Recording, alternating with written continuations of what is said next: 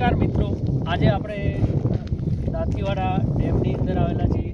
તમે દાંતીવાડા ડેમ તો આગળથી તો બધાએ જોયો જ હશે, પણ દાંતીવાડાનો પાછળનો જે નજારો છે એ નજારો આપણે આજે બતાવવા જઈ રહ્યા છીએ। અને ખરેખર પાછળનો જે નજારો છે એ બહુ જોવાલાયક છે। આ ડેમ છે એ બનાસકાંઠા અને પાટણ જિલ્લાના તમામ ખેડૂતો માટે જીવાદોરી સમાન ગણાય છે। તમે આ દાંતીવાડા ડેમનું પાણી જોઈ શકો છો। દાંતીવાડા ડેમ અત્યારે છેક માળીવાસ સુધી ખેતરો સુધી ભરાયેલો છે અને આ પાછળનો ભાગ છે ખરેખર અત્યારે ખેડૂતોને પાણીની બહુ જરૂરિયાત છે। અને જો આ ડેમ આ રીતના જો ભરાયેલો રહે તો ખેડૂતોને બહુ ફાયદો થાય અને તળ પણ પથ્થર આવી શકે છે।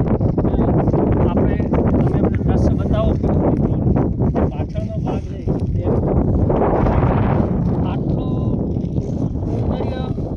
અહીંયા છે કે તમે આવો તો તમને અહીંથી જવાની ઈચ્છા જ ન થાય।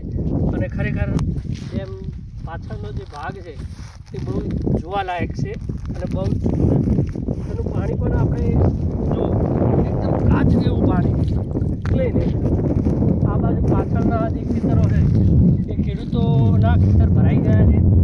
ખેડૂતને આ વખતે શિયાળુ સિઝન લઈ શક્યા નથી અને ખરેખર આ રીતના જો ડેમ ભરાઈ રહે તો આપણે ખેડૂતો પણ જે પાણીનું તળ છે એ પણ ધરાવી શકે છે।